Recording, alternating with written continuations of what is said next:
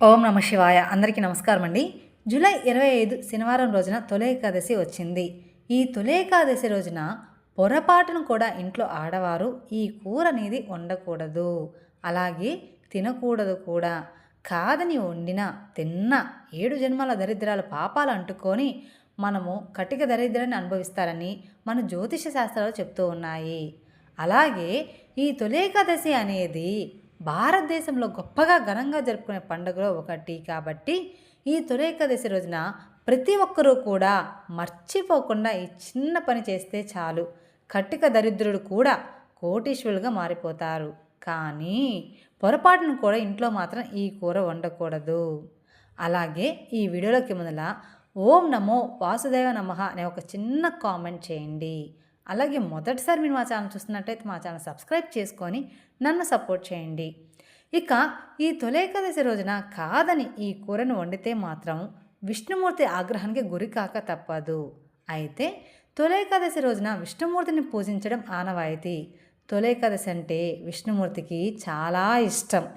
ఇక ఈ తొలి ఏకాదశి రోజున మన భారతీయ సంస్కృతి ప్రకారం పేలాల పిండిని నైవేద్యంగా పెట్టడం కానీ లేదా పేలాల పిండిని ఇతరులకి పంచిపెట్టడం కానీ చేయడం వల్ల దరిద్రాలన్నీ కూడా తొలగిపోతాయి. ఇక తొలి ఏకాదశి రోజున ఎంతో భక్తి శ్రద్ధలతో విష్ణుమూర్తిని పూజిస్తే ఎంతో మంచి ఫలితాలు అనేది కలుగుతాయి. అంతేకాదు ఈ తొలి ఏకాదశి రోజున లక్ష్మీదేవిని మర్చిపోకుండా పూజించాలి. లక్ష్మీదేవి అనుగ్రహాన్ని పొందడానికి, సకల ఐశ్వర్యాలు కలగడానికి తొలి ఏకాదశి రోజున ప్రతి ఒక్కరూ కూడా పసుపు రంగు దుస్తుల్ని ధరించాలి. విష్ణుమూర్తికి పసుపు రంగు అంటే చాలా ఇష్టం. అలాగే పసుపు రంగు దుస్తులన్నా చాలా ఇష్టం. తొలి ఏకాదశికి ఇంతటి ప్రాముఖ్యత ఎందుకు అంటే ఆషాఢ శుద్ధ ఏకాదశి రోజున విష్ణుమూర్తి యోగనిధిలోకి జారుకుంటారు. దీనినే శయన ఏకాదశి లేదా దేవశయన ఏకాదశి లేదా తొలి ఏకాదశి అని కూడా అంటారు. ఇక ఈ ఏకాదశి రోజున మనం తప్పకుండా విష్ణుమూర్తిని పసుపు రంగు పూలతో పూజించాలి. ఎందుకంటే పసుపు రంగు దుస్తులన్నా, పసుపు రంగు పూలు అన్నా, తులసి దళాలన్నా, తులసి మాలన్నా కూడా, అలాగే బెల్లం పానకం అన్నా, పిండి దీపం అన్నా కూడా విష్ణుమూర్తికి చాలా ఇష్టం. అరిటాకన్నా రావి ఆకు కన్నా అంటే కూడా ఇష్టం. ఇక ఈ తొలి ఏకాదశి రోజున విష్ణుమూర్తికి అరిటాకులో నైవేద్యాన్ని సమర్పించి ఒక ఇత్తడి గ్లాసులో లేదా రాగి గ్లాసులో బెల్లం పానకాన్ని తులసి దళాలు వేసి సమర్పిస్తే గనుక అన్ని పాపాలు దరిద్రాలు తొలగిపోతాయని మన జ్యోతిష శాస్త్రాలు పండితులు ఎప్పుడూ కూడా చెప్తూ ఉంటారు. ఇక అంతేకాదు మీరు తెలియక చేసిన పాపాల నుండి కూడా విముక్తిని పొందుతారు. అన్ని రకాల దోషాలు కూడా తొలగిపోతాయి.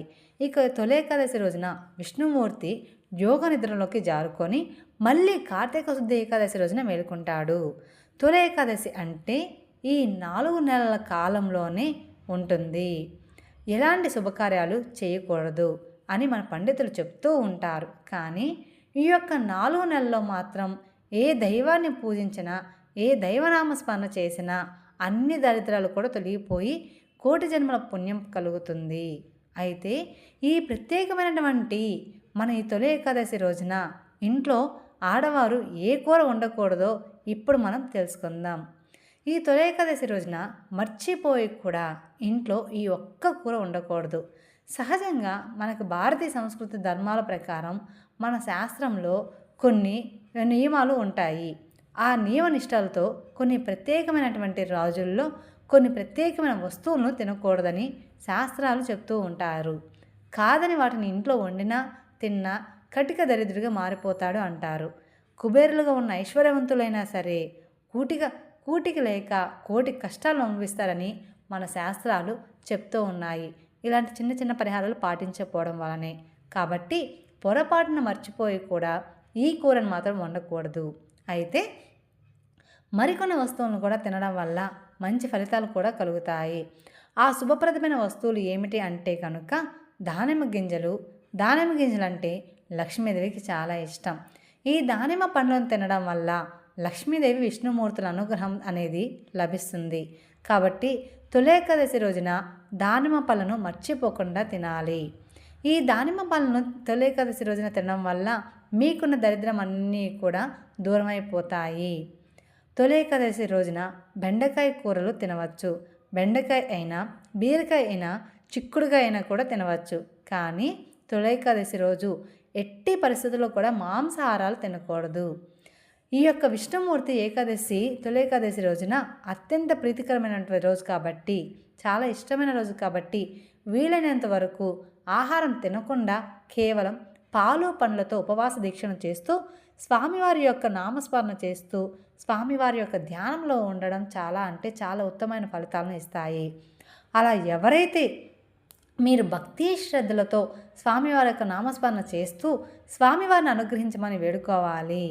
ఇలా ఈ తొలి ఏకాదశి రోజున మీరు ఉదయాన్నే నిద్రలేచి స్నానాది కార్యక్రమాలు పూర్తి చేసుకొని ఇల్లు వాకిలి శుభ్రం చేసి వాకిట్లో ముగ్గులు పెట్టి స్నానం చేసే నీటిలో 2 లేదా 5 తులసి దళాలను వేసుకొని చిటికెడు పసుపు కూడా వేసుకొని స్నానం చేయాలి. అలాగే చిటికెడు కుంకుమ అంటే కొంచెం ఉప్పు కూడా. స్నానం అనంతరం పసుపు రంగు ఉతికిన శుభ్రమైన దుస్తులను ధరించి మీ పూజగని శుభ్రం చేసుకొని పూజ గదిలో విష్ణుమూర్తి యొక్క ఫోటో ఉంటే ఆ ఫోటోని మంచి క్లాత్తో తొడవండి. ఒకవేళ విగ్రహం ఉంటే విగ్రహానికి అభిషేకం చేసి రావి ఆకుపైన దీపారాధన చేసి పిండి దీపాలు తయారు చేసుకొని ఆ పిండి దీపాలను వెలిగించిన తర్వాత స్వామివారికి ఇష్టమైన పచ్చకర్పూర హాతని సమర్పించి పచ్చకర్పూరాన్ని కొద్దిగా రావి ఆకులో పెట్టి నమో నారాయణ నమః అని అనుకోవాలి. ఇలా చేస్తే మీరు అరటి ఆకుల నైవేద్యాన్ని సమర్పించినంత పుణ్యం కలుగుతుంది.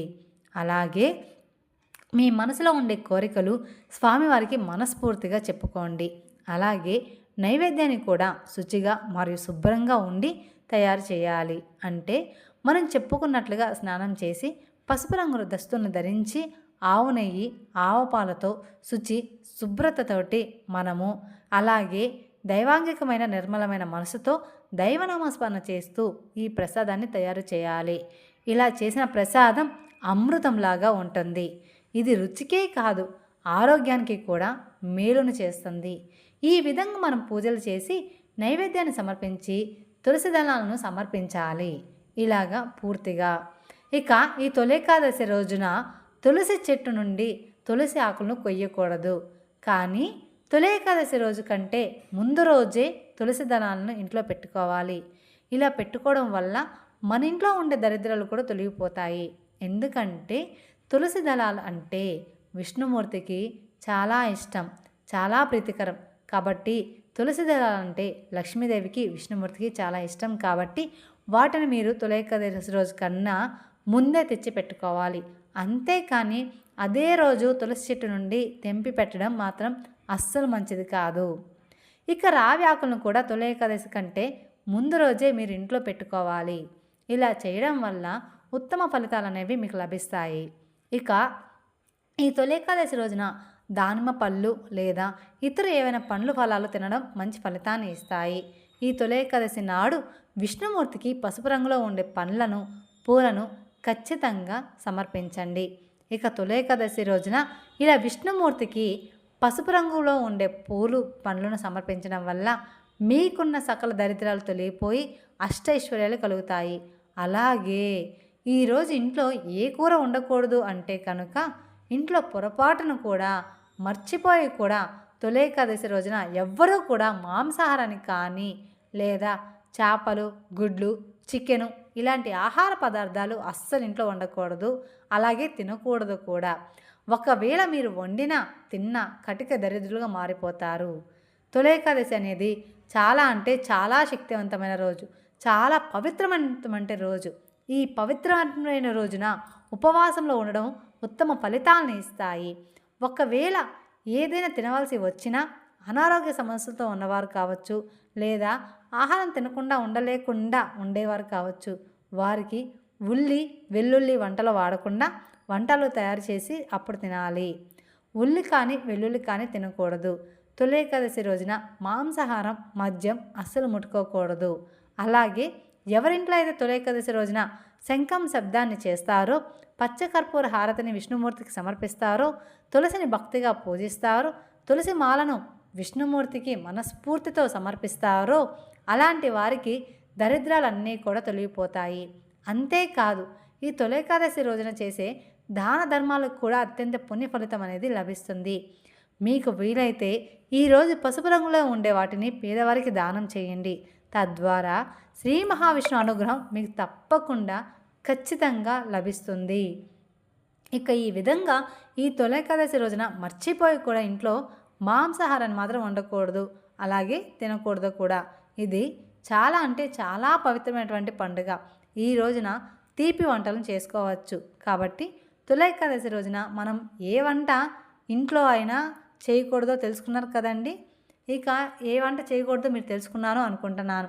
ఈ వీడియో కనుక మీకు నచ్చినట్లయితే మరికొందరికి షేర్ చేయండి. అలాగే మొదటిసారి మీరు మా ఛానల్ చూస్తున్నట్లయితే మా ఛానల్ సబ్స్క్రైబ్ చేసుకొని నన్ను సపోర్ట్ చేయండి. Thank you for watching my video. ఓం నమః శివాయ. మరిన్ని అప్డేట్స్ కోసం పక్కన ఉన్న బెల్ ఐకాన్ ప్రెస్ చేస్తే మా వీడియోస్ మొత్తం మీకు నోటిఫికేషన్ ద్వారా అందుతాయి.